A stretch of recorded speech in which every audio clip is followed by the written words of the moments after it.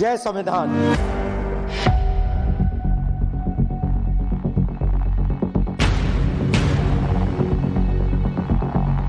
जो लोग अपने आप को हिंदू कहते हैं वो 24 घंटा हिंसा हिंसा हिंसा।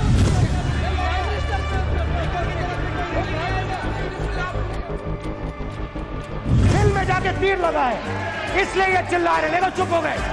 पूरे हिंदू समाज को हिंसक कहना ये गंभीर विषय है। नहीं नहीं नहीं नहीं नहीं नहीं, नरेंद्र मोदी जी पूरा हिंदू समाज नहीं है।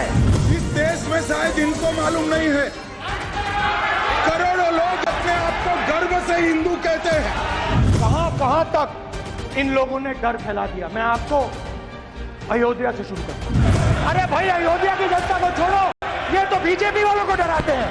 लोकतंत्र ने और संविधान ने मुझे सिखाया है कि मुझे विपक्ष के नेता को गंभीरता से लेना चाहिए।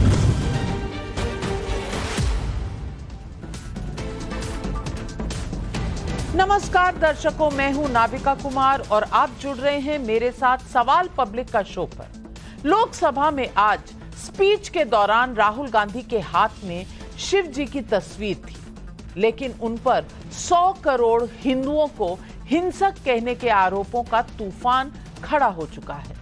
दर्शकों, लोकसभा में नेता प्रतिपक्ष के तौर पर किसी चर्चा में राहुल गांधी का ये पहला भाषण था, लेकिन इसमें थिएट्रिक्स था, हंगामा था और बीजेपी के आरोपों के मुताबिक खुलकर झूठ था, फेक नैरेटिव था और लीडर ऑफ ऑपोजिशन के पद की मर्यादा के खिलाफ आचरण था। राष्ट्रपति के अभिभाषण पर चर्चा में राहुल गांधी आज अभय मुद्रा की बात कर रहे थे। पहले शिव की, फिर इस्लाम की, गुरु नानक की, जीसस क्राइस्ट की, बुद्ध की और महावीर की अभय मुद्रा को राहुल गांधी तस्वीरों के जरिए दिखाते रहे। अलग अलग धर्मों और मान्यताओं की तस्वीरें इस तरह दिखाने और संसद की कार्यवाही के नियमों के हवाले से राहुल गांधी की ये हरकत सवालों के घेरे में आई ही, लेकिन इससे भी बड़ी बात बीजेपी पर हमला करते हुए हिंदुओं के रेफरेंस में कही गई राहुल की बात पर हंगामा बच गया। राहुल के शब्द हैं, जो लोग अपने आप को हिंदू कहते हैं वो 24 घंटे हिंसा हिंसा हिंसा। आप हिंदू हो ही नहीं। संसद में राहुल गांधी के इस बयान का खुद प्रधानमंत्री नरेंद्र मोदी ने विरोध किया। राहुल की स्पीच में अयोध्या, अग्निवीर, मोदी खुद को बायोलॉजिकल नहीं मानते जैसे कई ऐसे विषय आए जिस पर हंगामा हुआ। केंद्रीय गृह मंत्री अमित शाह, राजनाथ सिंह जैसे वरिष्ठ नेताओं ने और यहां तक के खुद स्पीकर ओम बिरला राहुल गांधी के बयानों पर नाराज होते हुए दिखे। राहुल गांधी की स्पीच में स्पीकर ओम बिरला पर भी निजी टिप्पणी थी। राहुल गांधी ने आरोप लगाया कि मोदी से हाथ मिलाने में ओम बिरला झुक गए थे। सवाल पब्लिक का है कि राहुल गांधी अगर एलओपी बन गए हैं तो क्या उन्हें संसद में कुछ भी कहने की छूट मिल जाती है? क्या राहुल गांधी शिव और अयोध्या में बीजेपी की हार को ढाल बनाकर हिंदुओं को डरा रहे हैं? क्या राहुल गांधी ने विपक्ष की आवाज बनने के नाम पर संसद की लक्ष्मण रेखा लांघी है? यही है आज सवाल पब्लिक का।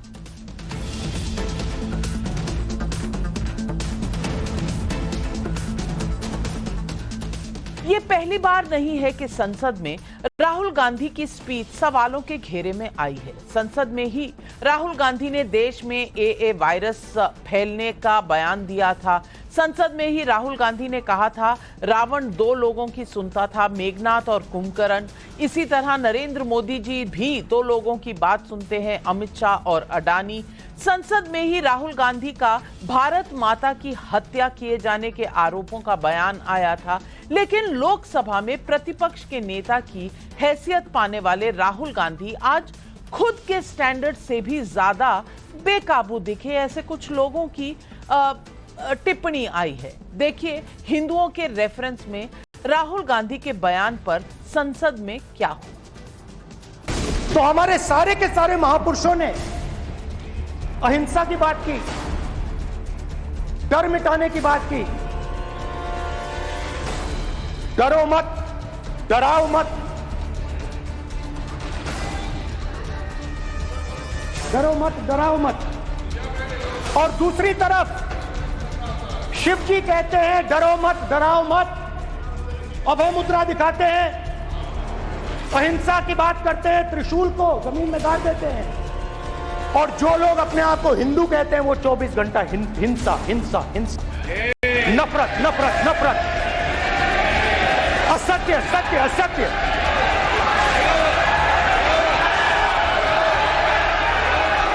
आप हिंदू हो ही नहीं। पूरे हिंदू समाज को हिंसक कहना ये गंभीर विषय है।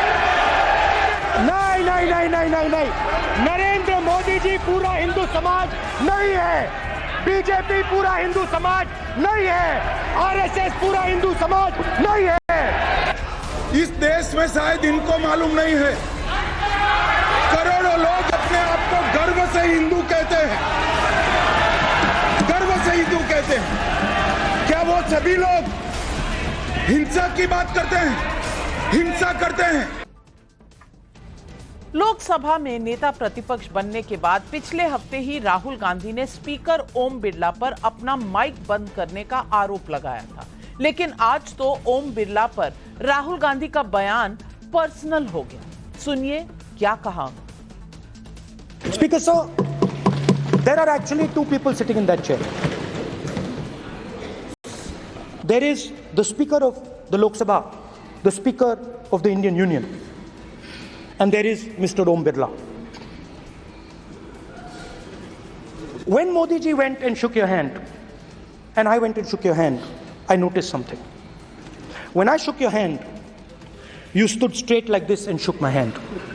And when Modi ji shook your hand, you bowed down and shook his hand. चुनाव के बाद स्पीकर की कुर्सी तक राहुल गांधी जब ओम बिरला को पहुंचाने गए थे तो स्वस्थ लोकतांत्रिक परंपरा का नजारा दिखा था, लेकिन राहुल के मन में क्या था ये आज सामने आया। दर्शकों, आप खुद ये तस्वीर देख रहे हैं। क्या प्रधानमंत्री नरेंद्र मोदी से स्पीकर ओम बिरला के अभिवादन में कुछ भी असामान्य दिख रहा है?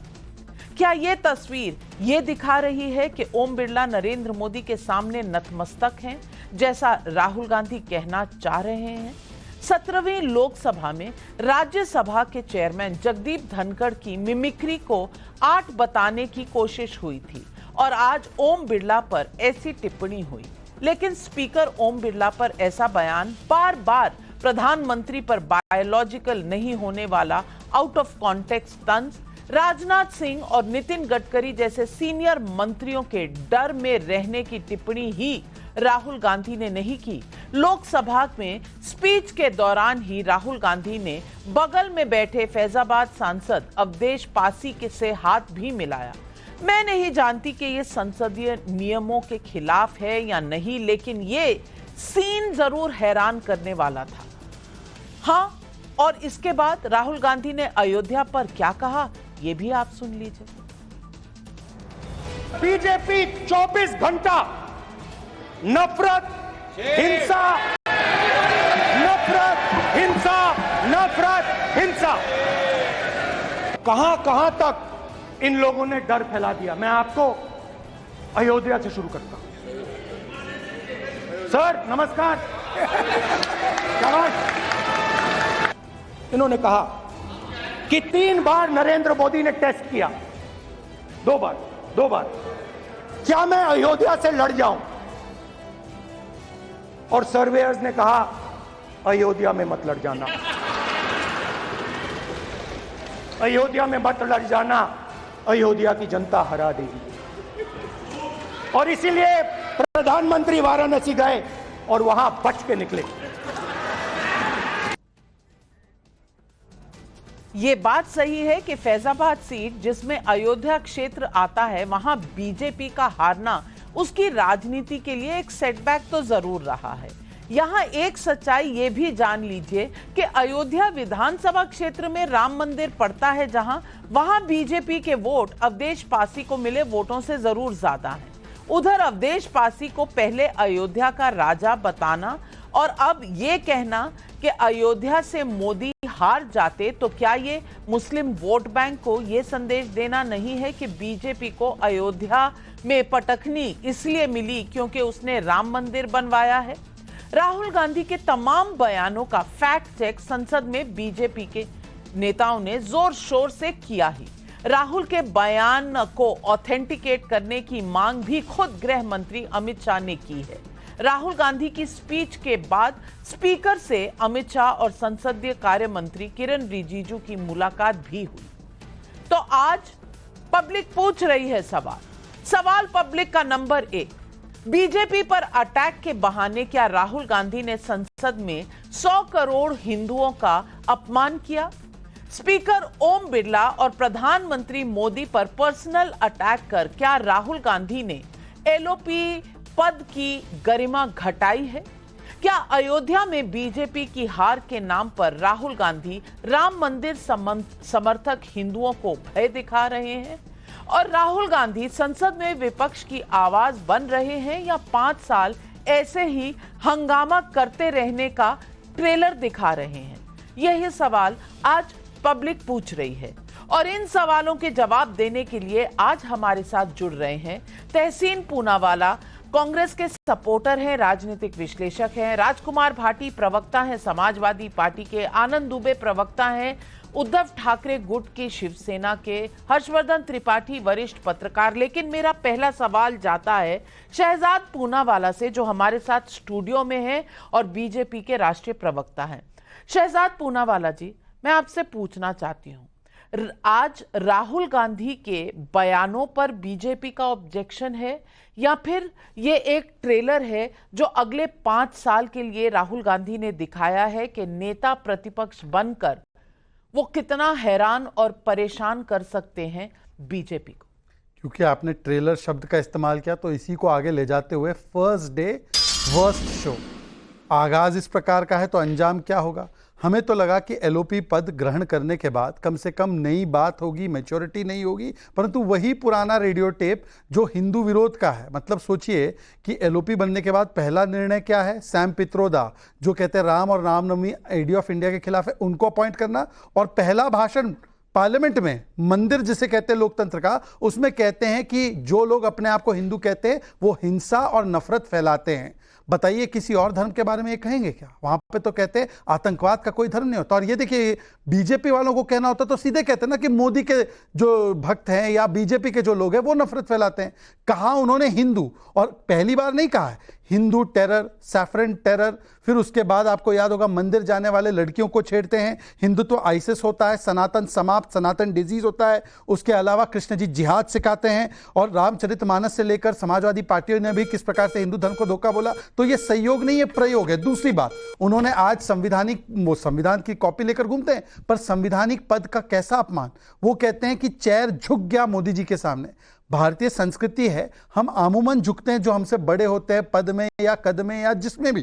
परंतु मुझे बताइए कि झुकना क्या होता है? जब 2012 में चेयर को कहा जाता है हाउस एडजर्न कर दो, वो झुकना होता है। एनएसी बना दिया जाता है जो संवैधानिक व्यवस्था के ऊपर, कैबिनेट के ऊपर होती है, वो झुकना होता है। जब फाइलें किसी के घर चली जाती थी, वो झुकना होता है। इमरजेंसी लागू करके विपक्ष को जेल में डालना, ये झुकना होता है और झुकाना होता है। और अंततः मैं कहूं कि झुकाना वो होता है जो जिस प्रकार से आंध्रा बाइफर्केशन बिल में पूरे टेलीविजन प्रोसीडिंग्स को बॉयकॉट कर देते हैं, बैकआउट कर देते हैं, तो ये झुकना होता है। तहसीन पूनावाला आप बयान गिनाएंगे कोई और का, मैं आज तहसीन से इतना ही पूछना चाहता हूं, अगर हिंदुओं पे निशाना नहीं था तो बीजेपी वाले बोलते।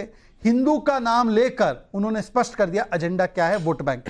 तहसीन पूनावाला जी जवाब दीजिए, ना सिर्फ इस टिप्पणी पर जो हिंदुओं पर की गई है, बल्कि इस बात पर भी कि अग्निवीरों के बारे में जो मिथ्या फैलाई गई है, क्योंकि कम से कम देश के फौजियों से, देश में हमारे जो बॉर्डर्स को प्रोटेक्ट करते हैं, उनके बारे में इस तरह की बात कहना, ये कहां तक सही है? क्योंकि अब वो नेता प्रतिपक्ष हैं, सिर्फ राहुल गांधी कांग्रेस लीडर नहीं है और ये जो 100 करोड़ हिंदुओं की भावनाओं को ठेस पहुंचाने का आरोप है, इस पर आप क्या कहेंगे? नमस्कार नाविका जी, आपके शो में शिरकत करने का मौका मिला इसलिए आपका शुक्रगुजार हूं। उम्मीद करता हूं कि ओम बिरला जी जिस तरह से स्पीकर के रूप में पार्लियामेंट में लोकसभा को चलाते थे, आप मुझे संरक्षण देंगे और आप मेरे डिबेट में कोई मुझे और मुझे कैमरा से भी नहीं हटाया जाएगा ओम बिरला जी जिस तरह से करते हैं। मैं अपनी बात रख देता हूं संक्षेप के अंदर, 2 या 3 चीज। राहुल गांधी जी भाजपा और आरएसएस को टारगेट करते थे, उसका मैं इसको सबूत देता हूं। 2014 के बाद 2002 के बाद इस देश में जहां जहां दंगे हुए दूसरी साइड पे हमेशा भाजपा के कार्यकर्ता पाए जाते हैं, चाहे फिर उत्तर प्रदेश हो, चाहे फिर वो केरला हो, चाहे फिर वो वेस्ट बंगाल हो, चाहे फिर वो कई और राज्य हो, कोई और सूबा हो, दूसरी साइड पे भाजपा के कार्यकर्ता पाए जाते हैं। ये एक कॉमन फैक्टर है, उनके सपोर्टर्स पाए जाते हैं, सबसे पहली बात। दूसरी बात, जहां तक सवाल है अग्निवीर का, अग्निवीर स्कीम जो है एक गलत स्कीम है, इस देश के लिए हानिकारक है। बहुत सारे सेना के जो टॉप ऑफिसर्स है उनको भी नहीं पता था इस स्कीम का, और अग्निवीर स्कीम जानी चाहिए। और इसके लिए कांग्रेस पार्टी को, वो पॉलिटिकल पार्टी है जो सिर्फ कीचड़ फैलाकर कमल खिलाती है, इसलिए वो हिंदुओं के प्रतिनिधि नहीं है। ठीक उसी तरह यहां पे शो पे आपको चैलेंज दिया गया था कि मुसलमानों का नाम क्यों नहीं ले जाता, मैं लेता हूं आपके शो पे। जिस तरह ओवैसी मुसलमानों को ठगने का काम करता है, ओवैसी ना ही मुसलमानों का रिप्रेजेंटेटिव है, ना ही भाजपा हिंदुओं की रिप्रेजेंटेटिव है, पर ये दोनों पार्टी मिलकर पोलराइजेशन इसलिए करने की कोशिश करती है ताकि सेंट्रिस्ट पार्टी को नुकसान हो। लास्ट चीज अपनी बात को समाप्त करता हूं, आपके शो पे कहा गया था कि फाइलें गई थी सोनिया जी के पास पीएमओ से। मैं आपको चैलेंज देता हूं, 10 साल से मोदी जी प्रधानमंत्री थे, संविधान के खिलाफ है। अगर गलत काम हुआ है, क्यों मोदी जी ने एक्शन नहीं लिया? मोदी जी ने इसलिए एक्शन नहीं लिया क्योंकि ये वर्तमान भाजपा की सरकार है, पिछले 10 साल से वर्तमान की सरकार है, ये सिर्फ लोगों को ठगने का काम करते हैं। इसलिए मैं समाप्त करता हूं, ऐसा कोई सगा नहीं जिसको भाजपा ने ठगा नहीं। ठगने वाली पार्टी भारतीय झूठी पार्टी या बीजेपी है। तहसीन पूनावाला जी, मुझे लगता है कि नए जुमले निकाल लीजिए, ये वाला पुराना हो गया है, चुनाव से पहले का है। कम से कम नए लोकसभा में नए जुमले आने चाहिए। और दूसरी बात, मैं हाथ जोड़कर माफी मांगती हूं, 2 बार आपका जो पिक्चर था वो फ्रीज हुआ। सुन लीजिए, पिक्चर फ्रीज हुआ था, वो सेल्यूलर नेटवर्क में इंटरनेट की फ्लक्चुएशन से हुआ था, लेकिन आप स्क्रीन पर बराबर थे। लेकिन स्पीकर को आप कुछ नहीं मानते हैं, चेयरमैन राज्यसभा को आप कुछ नहीं मानते, तो मुझे क्या ही मानेंगे। लेकिन जनता को एक्सप्लेनेशन देना मेरा कहीं ना कहीं मेरी रिस्पॉन्सिबिलिटी है, वो मैंने दी है।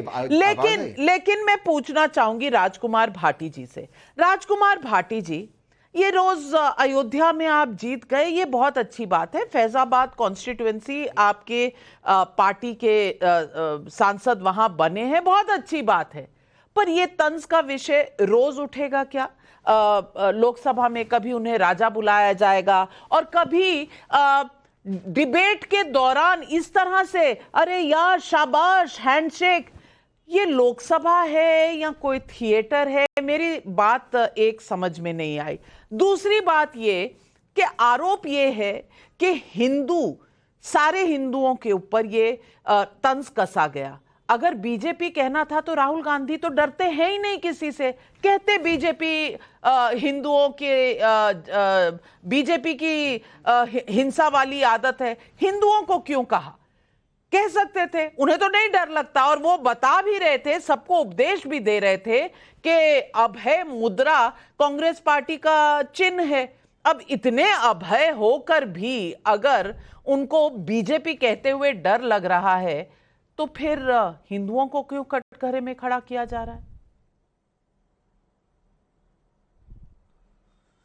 देखिए, आज का नेता प्रतिपक्ष के तौर पर राहुल गांधी की जो आज एंट्री थी लोकसभा में, वो बहुत धमाकेदार थी।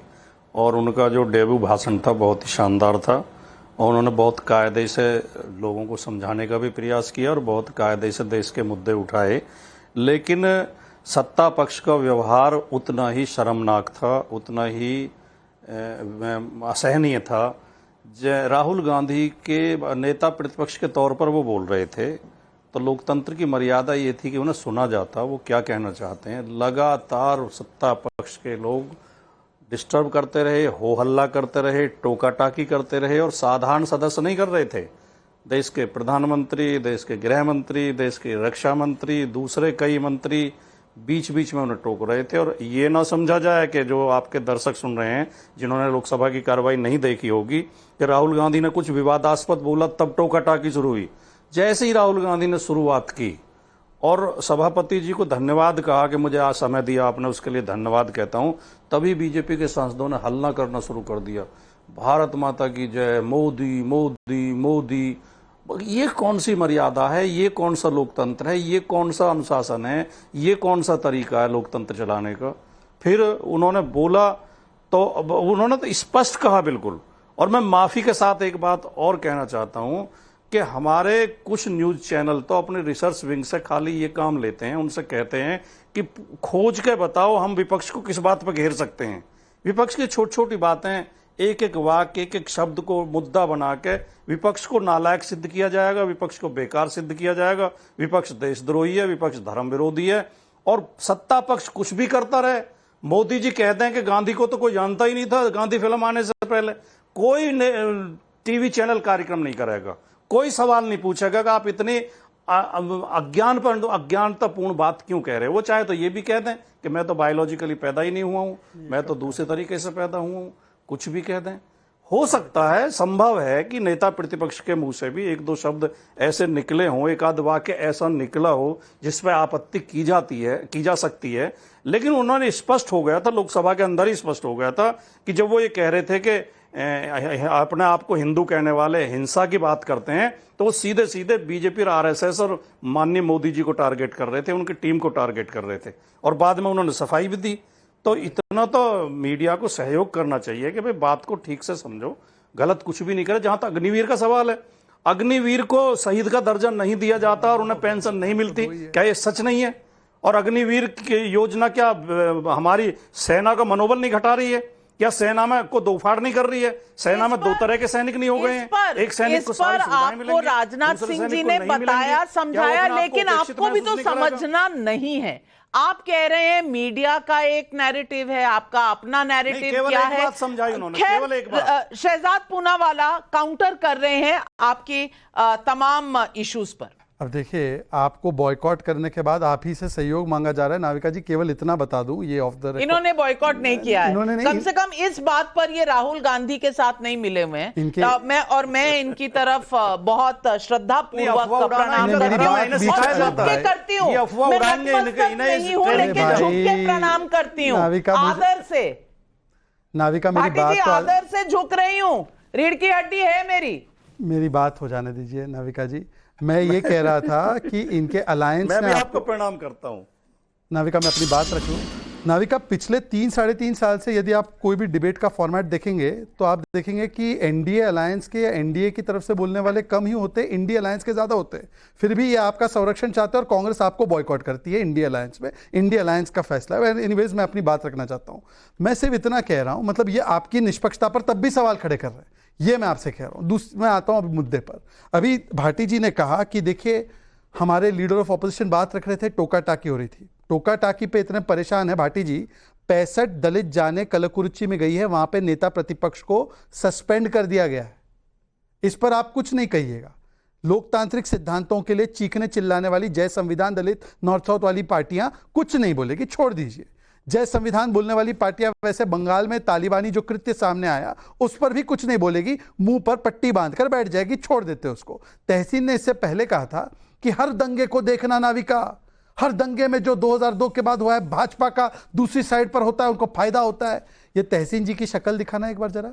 ये तहसीन जी बताइए, जो 1990s के बाद जो मुंबई में दंगे हुए उसमें किसको कांग्रेस ने दोष दिया था? उद्धव सेना को। उद्धव सेना की गोद में आप आज बैठे हैं। आज तहसीन पूनावाला और कांग्रेस पार्टी उद्धव सेना, जिसको ये दंगाई नंबर 1 कहते थे, बीजेपी से बड़ा दंगाई इनको कहते थे, उनकी गोद में बैठकर ये सेकुलरिज्म बचा रहे। ये मुस्लिम लीग के साथ बैठकर सेकुलरिज्म बचा रहे और वहां पे फुरफुरा शरीफ के साथ बैठकर सेकुलरिज्म बचा रहे। बहरहाल आगे बढ़ते हैं। ये कहते हैं कि मैं आज भाटी जी आपको एक ही सवाल पूछना चाहता हूं। सवाल ये नहीं कि ओवैसी के बारे में क्या कहना है नहीं कहना है, ओवैसी को दीजिए ना, आप तो चुनाव लड़ने नहीं गए थे कांग्रेस वाले, वहां पर माधवी लता ने लड़ा। पर हिंदू हिंसक है तो एक बार बोल दीजिए इस्लामिक जिहाद है। कश्मीर में जो हुआ उसको इस्लामिक जिहाद कहा है आज तक आपने? इस्लामिक जिहाद कह नहीं सकते। अगर कोई बम लगाकर फट जाता है एक नारा लेकर धर्म का, उसमें ये कह नहीं सकते कि ये इस्लामिक जिहाद है। वहां पर कहते हैं टेरर हैज नो रिलीजन, पर लिंचिंग का रिलीजन हिंदू, हिंसा का रिलीजन हिंदू, सारी जो गंदी चीजें हैं उसका रिलीजन हिंदू कैसे आ जाता है भाई? बिल्कुल। और मैं ये सवाल आपसे भाटी जी पूछूं उससे पहले मैं ये तस्वीरें बंगाल की भी दिखाना चाहती हूं। और आनंद दुबे जी, इस पर एक शब्द नहीं निकला आपका। ये जो बंगाल में सड़क पर महिला को पीटा जा रहा है, इतनी बेरहमी से पीटा जा रहा है, यहां आपको ह्यूमन राइट्स नहीं दिखे, यहां आपको महिलाएं नहीं दिखी, यहां आपको कुछ नहीं दिख रहा। यहां मणिपुर याद रहता है, ये नहीं। मैं नहीं कह रही कि आप मणिपुर याद मत करिए, पर मणिपुर याद कर रहे हैं तो साथ में ये भी देख लीजिए ना, ये चोपड़ा बंगाल में हुआ है, संदेश खाली में जो हुआ था, चुप्पी थी आपकी। मैं पूछना चाहती हूं, हिंदू जो होते हैं वो हिंसक होते हैं? आज आप बता ही दीजिए देश को, क्योंकि हम जानना चाहते हैं, हिंदू हिंसक होते हैं? आनंद दुबे जी आ रही है, पैच कर दो यार मैं जब भी। नाविका जी नमस्ते, जय श्री राम। नाविका जी, राहुल गांधी जी स्वयं हिंदू समाज से आते हैं। उन्होंने आज हिंदू समाज के बारे में जो विश्लेषण दिया, शुरुआत उन्होंने यहीं से की कि हिंदू समाज उदार है, करुणा का सागर है, दयालु है, यह न डरता है न किसी को डराता है। हिंदू समाज कभी किसी के धरती पर आक्रमण करके जबरदस्ती उसकी धरती को कब्जा नहीं करता। हिंदू समाज विरोधकों को या अपने जो विपक्ष में बैठे लोग हैं उनको ईडी और सीबीआई का डर दिखा के डराता नहीं है। हिंदू समाज सबको साथ लेके चलता है, सहिष्णु है। ऐसा हमारे शंकर भगवान ने हमें उपदेश दिया है, ऐसा श्री राम भगवान ने हमें बताया है, छत्रपति शिवाजी महाराज ने संदेश दिया है, महाराणा प्रताप जी ने दिया है, स्वामी विवेकानंद जी ने दिया है और हमारे नेताओं ने दिया है। हिंदू हृदय सम्राट बाला साहब ठाकरे जी से लेकर सभी हिंदू नेताओं ने दिया है।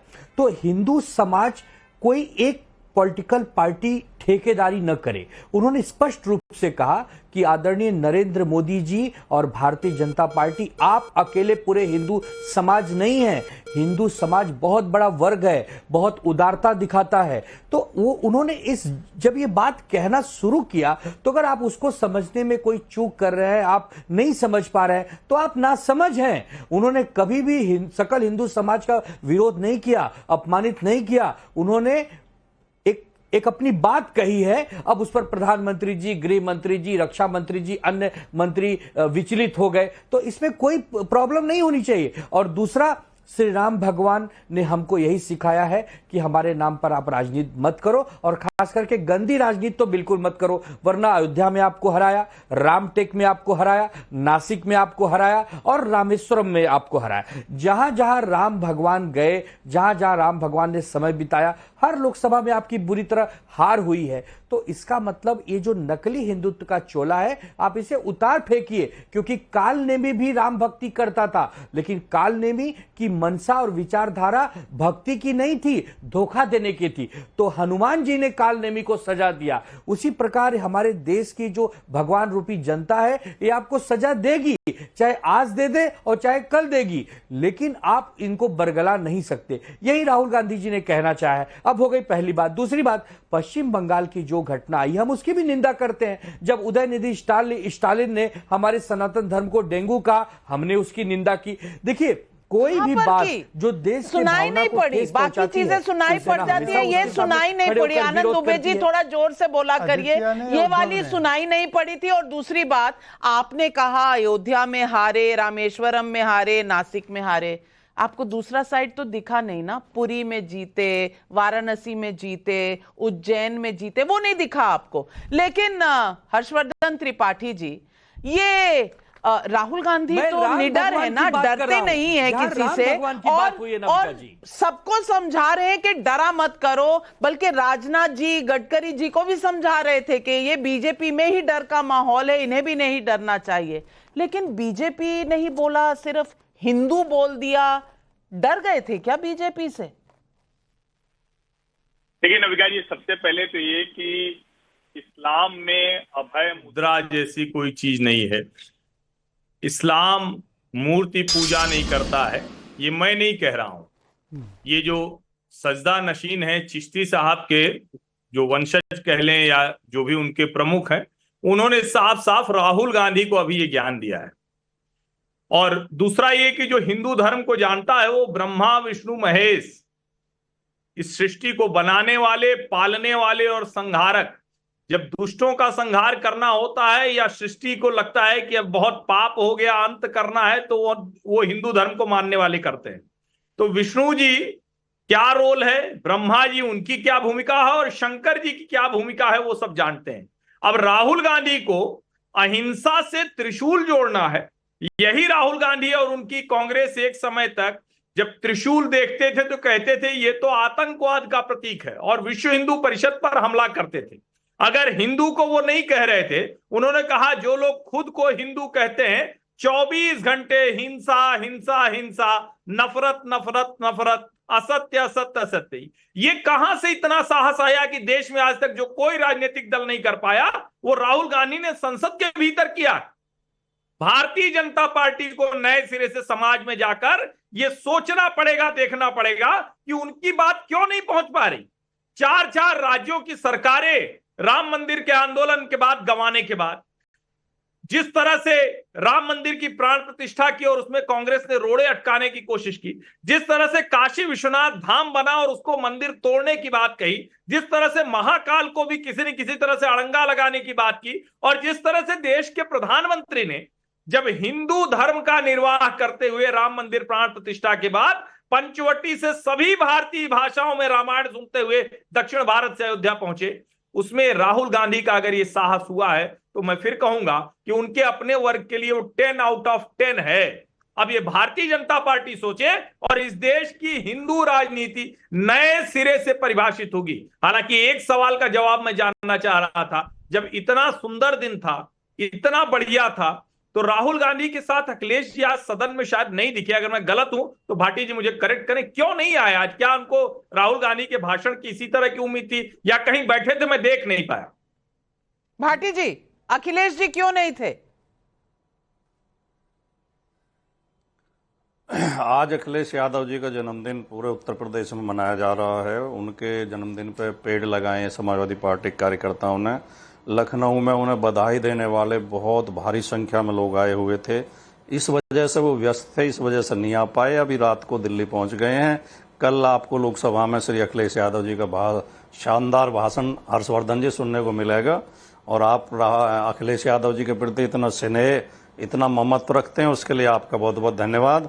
और एक बार उन्हें जन्मदिन की बधाई भी दे दें। आज तरफ से भी कि अखिलेश जी का आज जन्मदिन है, बधाई हमारी तरफ से भी। हर्षवर्धन जी, निश्चित तौर पर अखिलेश जी को जन्मदिन की ढेर सारी बधाई, शुभकामनाएं। लेकिन मुझे लगता है कि जिस जगह पर वो खड़े हैं आज उनको अपना जन्मदिवस मनाकर और आज सदन में जरूर होना चाहिए था। राष्ट्रपति के अभिभाषण पर चर्चा हो रही थी और राहुल गांधी बोल रहे थे, क्या जो पीएम वाली एस्पिरेशंस हैं, क्या जिसको बार बार कहा जा रहा है कि जब ये थोड़ा बड़ा होगा मामला, अभी तो सब छोटे छोटे थे, साथ लड़ रहे थे, अब तो 37 पे खड़े हैं 5 से अखिलेश जी। और इस जीत को अगर किसी को कहेंगे कि सबसे ज्यादा बड़ी जीत किसकी है, तो मैं तो आज भी मानता हूं कि अखिलेश यादव की जीत सबसे बड़ी है। तो क्या कहीं कुछ ये बड़ी जीत वाला भी चक्कर है क्या? मुझे लगता है हर्षवर्धन त्रिपाठी जी, भाटी जी आपका संदेश पूरा अखिलेश जी तक जरूर पहुंचा देंगे। लेकिन तहसीन भाई से मैं एक सवाल पूछना चाहती हूं। तहसीन भाई, मुद्दा उठाया है अभय मुद्रा का इस्लाम में, अगर अभय मुद्रा होती है तो बता दीजिए। और दूसरी बात, आपने कहा कि हिंदुओं की तरफ हमेशा बीजेपी दिखती है 2002 के किसी भी वायलेंस में। ये बंगाल पे तो आपको कोई तस्वीरें नहीं नजर आई होंगी, आई हो तो आपने कोई टिप्पणी नहीं की। संदेश खाली भी आपके सामने शायद नहीं आया होगा। शायद आंखें मूंदने का एक तरीका है कहीं ना कहीं, जहां आप सिलेक्टिव चीजें देखते हैं, बाकी नजरअंदाज कर देते हैं। नहीं, देखिए, मैं धर्म पे और मुद्राओं पर एक्सपर्ट नहीं हूँ, लेकिन मैं इतना जानता हूँ, मैंने प्रभु श्री राम से ये चीज़ सीखी है कि विनम्रता होनी चाहिए। प्रभु श्री राम कभी भी, या कोई भी हमारे जितने भी धर्म के, किसी भी धर्म के जो बड़े, उनमें कभी भी अहंकार नहीं था। तो कभी भी आप ये नहीं सुनोगे जो अहंकारी लोग होते। अब की बार मैं अकेला सब पे भारी, ये नहीं तो स्पीकर साहब अहंकार परे कर झुक कर आदर से अगर प्रधानमंत्री को मिल रहे थे, आपको उसमें भी दिक्कत है। मुझे ओम बिरला जैसा ट्रीट ना करें मैम, मुझे आप कम से कम ओम बिरला जी जैसा ट्रीट ना करें। मैं राहुल गांधी पर बात कर रहा हूं। अगर आप मेरा फ्लो तोड़ोगी तो मैं चुप बैठता हूं, कोई दिक्कत नहीं। मैं आप प्लीज मैं अपनी बात करता हूं। मैं आपने सवाल पूछे, आपने सवाल पूछे, मैं जवाब दे देता हूं। मैम ऐसे नहीं होगा ना डिबेट, तभी भी जमाएंगे।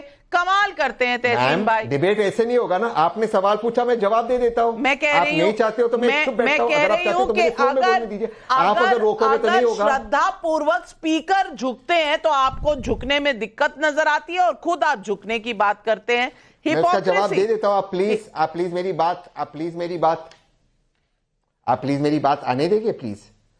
वो बीजेपी का स्पोक्स पर्सन कर देगा डिफेंड, प्लीज मेरी बात आने दीजिए। मैं अपनी फ्लो में टूट गया। मैं जो बात कह रहा था, जो मैं कह रहा था, कोई भी अहंकारी लीडर ऑफ ऑपोजिशन नहीं है। रूल्स आपको अप्लाई होते हैं, आप सिर्फ पर्सनल टिप्पणियां कर रहे हैं। मुद्दा है नहीं आपके पास। आप पे क्या कर रहा हूं मैं तो कर रहा हूं। अच्छा, मैं अगर आपको लगा मैंने आप पे क्या, मैं माफी चाहता हूं, मैं उसका भी जवाब दे दूंगा, लेकिन मैं माफी चाहता हूं। मेरी कोई ऐसी इच्छा मंशा नहीं थी। मैं अपनी बात रख देता हूं, क्योंकि क्या तीसरी बार मेरी बात टूट गई है। अहंकारी लोग होते हैं जो पार्लियामेंट में खड़े होकर कहते हैं मैं अकेला सब पे भारी, मैं अकेला सब पे भारी, और पीछे उन्हीं के एमपीज ताली बजाते हैं। ये पार्लियामेंट में अहंकार ये होता है। बट मैं उस पर नहीं जाना चाहता हूं। आपने बंगाल पे सवाल पूछा, बिल्कुल जो बंगाल में हुआ गलत हुआ।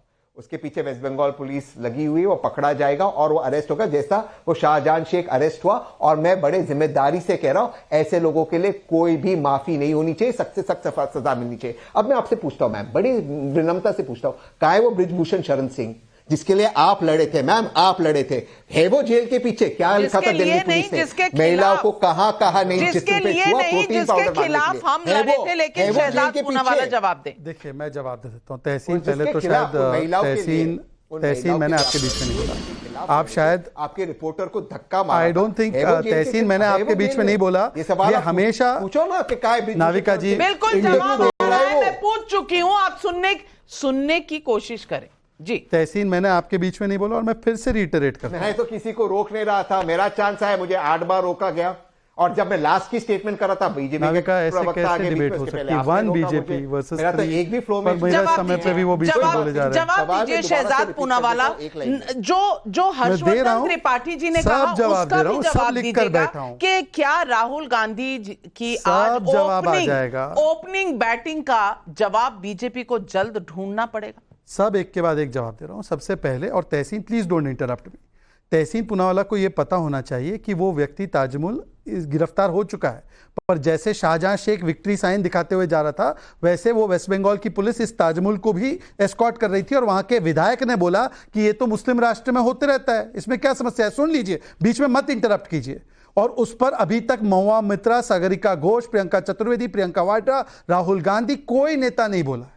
दूसरी बात मैं आना चाहता हूं, देखिए अभी उन्होंने उद्धव जी की पार्टी के नेता ने कहा, अभय जी ने, हमारे दुबे जी ने ये कहा कि देखिए आनंद दुबे जी ने, कि ये मिस इंटरप्रेट आप कर रहे हैं राहुल गांधी ने जो बोला। ठीक है, बताइए, हिंदू गंदा शब्द है, ये कांग्रेस ने बोला। मंदिर जाने वाले लड़कियों को छेड़ते, ये राहुल गांधी ने कहा। रामचरितमानस पोटेशियम साइनाइड है, ये इंडिया अलायंस ने कहा। इसमें कौन सा स्कोप है मिस इंटरप्रिटेशन का, वो बता दीजिए आनंद जी, अगर आप इन बातों से इत्तेफाक रखते हैं। तीसरी बात, आज शिवजी की तस्वीर लेकर वो खड़ा है जिसके पुराने परिवार के लोगों ने सोमनाथ मंदिर पर रोक लगाई थी और सोमनाथ में राष्ट्रपति ना जा सके। इसमें तो कोई डाउट नहीं है ना? दुबे जी बता दीजिएगा कि नेहरू जी के सोमनाथ पर रोक लगाने के पक्ष में है, और सोमनाथ को जिसने रोका जो शिव जी की बात कर रहा है। और आखिरी बात देखिए, मैं केवल इतना कहना चाह रहा हूं कि अहंकार किसको कहते हैं? इंडिया इज इंदिरा और राजा अयोध्या इज एमपी फैजाबाद। ये एमपी फैजाबाद को राजा अयोध्या के साथ तुलना की। दुबे जी एक बात बता दीजिए, हमारी 303 सीटें आई, हम लोगों ने बड़ी जीत हासिल की उत्तर प्रदेश में, कभी अपनी तुलना प्रभु श्री राम से नहीं की। आप बताइए कि अवधेश जी की तुलना राजा अयोध्या से की जा सकती है क्या? दुबे जी जवाब दीजिए।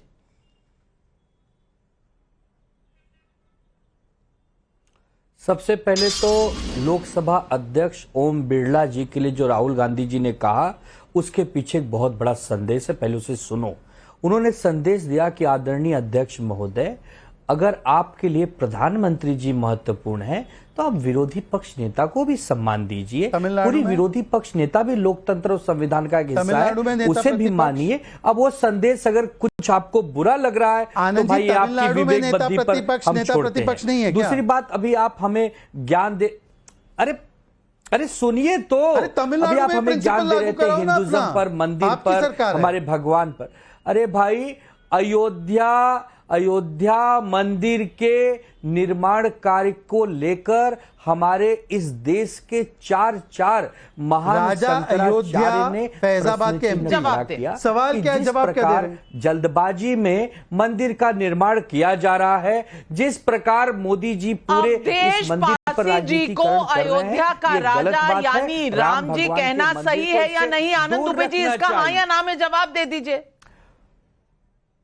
बिल्कुल सही नहीं है, नहीं बिल्कुल सही नहीं है, बिल्कुल सही। अयोध्या के राजा और इस देश के हमारे आराध्य श्री राम भगवान ही हो सकते हैं, और वही है। अगर कोई व्यक्ति विशेष अपनी तुलना उनसे करता है तो उसकी विवेक बुद्धि पर आप छोड़ दीजिए, वो प्रश्न चिन्ह नहीं, उस पर लड़ाई नहीं होगी, उस पर सवाल नहीं पूछेंगे आप। अयोध्या के राजा श्री राम भगवान है, केवल राम भगवान है, तो फिर हमारे आराध्य हैं, कोई दूसरा राजा हो नहीं सकता। सब वहां दास, सब राम भगवान के दास हैं, हम भी दास हैं, हम भी भक्त हैं, और अवधेश पासी जी भी भक्त हैं। आनंद दुबे जी, भाटी जी कह रहे हैं कि अगर अखिलेश जी ने ऐसा कहा है, जो कहा है वो सही कहा है। अब बता दीजिए भाटी जी को, क्या ये सही है? नहीं, उन्होंने दूसरे संदर्भ में कहा है, आप दूसरे संदर्भ में प्रस्तुत कर रही हैं। संदर्भ का फर्क है कि मैं कह रहा हूं कि अयोध्या के राजा सिर्फ राम भगवान है, दूसरा कोई हो नहीं सकता। राजा सिर्फ एक होता है, 10 राजा नहीं हो सकते। ठाकरे जी चुप क्यों है? इस बात का वर्णन आप नहीं करेंगे क्योंकि अच्छा जो है वो मीठा गप और कड़वा वहीं पर, लेकिन साथ में रहेंगे क्योंकि लड़ाई मोदी के पार्टी का चरित्र नहीं है। पब्लिक पूछ रही है सवाल, अब पब्लिक के सवाल सुन लीजिए। संजय मिश्रा का भदोही उत्तर प्रदेश से सवाल है, अगर फैजाबाद सीट भाजपा के हारने से विपक्ष इसे प्रभु श्री राम से जोड़कर देख रहा है तो मथुरा सीट भाजपा ने जीती है, क्या ऐसे में इसे अखिलेश यादव से जोड़कर नहीं देखना चाहिए? बताइए भाटी जी, पब्लिक का सवाल है। नहीं, अपने अपने तरीके से सब जोड़ते रहे, लेकिन अयोध्या का, फैजाबाद का महत्व इसलिए बढ़ जाता है कि वहां पर भारतीय जनता पार्टी ने अयोध्या को ही मुद्दा बना के पूरे देश में लोगों में आक्रोश पैदा करने का प्रयास किया, लोगों में जो अंधविश्वास भरने का प्रयास किया, और उस सीट को वो हार गए। तो इसका संदेश साफ है कि खोखले नारों से चुनाव नहीं जीते जा सकते। अयोध्या में इन्होंने विकास के नाम पर जो गरीब लोगों को उजाड़ा। और दूसरी तरफ आपका कहना है कि कृष्ण जी पे आपका कॉपीराइट नहीं है, राम जी पर आप लेने की कोशिश। भाटी जी ने कहा अंधविश्वास। मान्यवर राम गोपाल यादव जी ने जब सूर्य तिलक हुआ प्रभु श्री राम का, तो भाटी जी प्लीज, मैंने आपको इंटरप्ट नहीं किया। भाटी जी, मैंने आपको इंटरप्ट नहीं किया। अभी देखा, अभी इन्होंने कहा अंधविश्वास। जिस दिन आप इतना क्यों परेशान रहते हैं? क्योंकि मेरी साइड के एक ही प्रतिनिधि हैं, आपके 3 हैं, और आपको 3 गुना ज्यादा समय मिलता है। सुन लीजिए, ये केवल मैं कह रहा हूं, अभी मैं बोल रहा था, मेरे बीच में आप बोलने लगे, आप उल्टा कह रहे हो मैंने इंटरप्ट नहीं किया। आपने अभी अंधविश्वास की बात की, अंधविश्वास की आपने बात की, तो मुझे बताइए कि जब किसी वैक्सीन को पार्टी की वैक्सीन बताया, जब 500 mg से काम नहीं होता 650 mg लेना पड़ेगा, इन्फ्लेशन बढ़ गया है, ये क्या है? और तीसरी बात और आखिरी बात मैं से पूछना चाहता हूं, सूर्य तिलक जिस दिन हुआ उस दिन प्रोफेसर रामगोपाल यादव वास्तु समझाने लगे, मतलब वामपंथी वास्तु समझा रहे थे, और आज आप अंधविश्वास की बात कर रहे हैं। मान्यवर, तो बता दीजिए कि आपका स्टैंड है क्या? मंदिर बनना अंधविश्वास का प्रतीक है क्या? शहजाद भाई, नहीं, उद्धव जी की पार्टी सुने, अंधविश्वास का प्रतीक बता रहे मंदिर को। और यहाँ पर दुबे जी देख रहे हैं, महाराष्ट्र के सभी लोग देख लें कि कैसे उद्धव ठाकरे की पार्टी जो है वो समझौता करती है। कोई राजा अयोध्या बोलता है, कोई अंधविश्वास का प्रतीक मंदिर को बोलता है, और ये उद्धव जी की पार्टी जवाब नहीं देती। आज हिंदू को हिंसक भी बोल दिया। उद्धव जी की पार्टी कुछ नहीं कर पाए। नाविका जी बिल्कुल आपके पास आ रही हूं, लेकिन पार्टी का सवाल भी सुन लीजिए। अनिल वर्मा का व्हाट्सएप पर सवाल है, शिवजी पर बात करने वाले ये वही राहुल गांधी है ना जो सावन में लालू जी के साथ मटन बना रहे थे?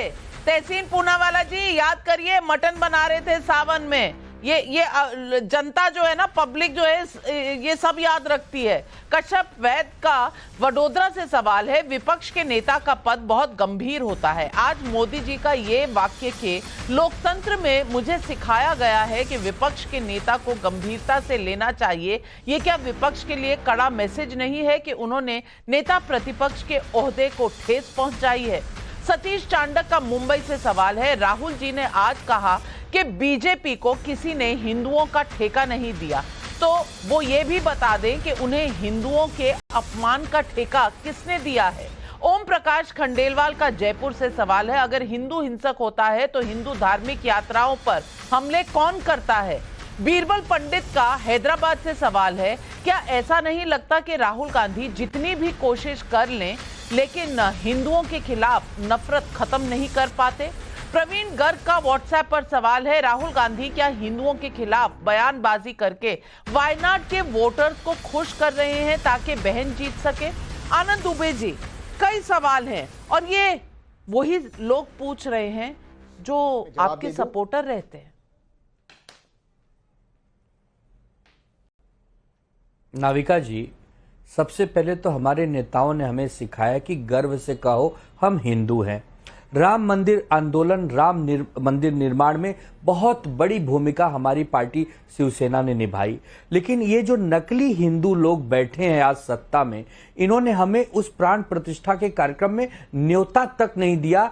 तो हमने 22 जनवरी, हमें आज भी याद है, हम नासिक में श्री राम, जो काला राम भगवान नाम के मंदिर से राम भगवान का मंदिर है, वहां हमने पूजन की, अर्चना की, क्योंकि हम जानते थे कि भाई ये बुलाएंगे कि नहीं बुलाएंगे पता नहीं, लेकिन हम तो राम भगवान के भक्त हैं और उनके साथ आप बैठे हैं। जिनको न्योता मिला था और उन्होंने ठुकरा दिया था, शहजाद, उनकी बात छोड़िए, 10 सेकंड में कलई खुल जाएगी। अभी आनंद जी ने कहा, वो जाने, अभी आनंद जी ने कहा, बात करूंगा, अभी आनंद जी, हम लोग यही कहना चाह रहे हैं।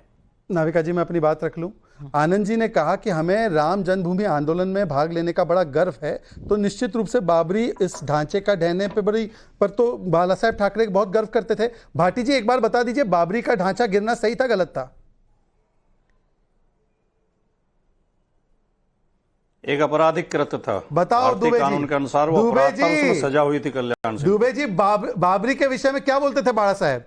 हिम्मत हो महाराष्ट्र की कसम, हमारे नेता, मैं वही कह रहा, हमारे नेता ने जो कहा है क्या? हाँ तो बोल, अरे हमेशा बोलता हूं, क्या डरता हूं क्या आपसे? हमारे नेता ने कहा था कि बाबरी मस्जिद के ढांचे को अगर हमारे शिव सैनिकों ने गिराया था तो इस पर हमें गर्व है और जीवन भर रहेगा। आपसे सर्टिफिकेट लेने की जरूरत है। ये पूरी दुनिया में सब आपके अलायंस पार्टनर आपको अपराधी मानते हैं। हर्षवर्धन त्रिपाठी जी, फर्स्ट से फर्स्ट शो, अब आप आज रेटिंग दे दीजिए, ये फर्स्ट डे फर्स्ट शो की रेटिंग आप दे दीजिए, क्योंकि आगे क्या होने वाला है अगले 5 सालों में उसका ट्रेलर आज हमें दिखा।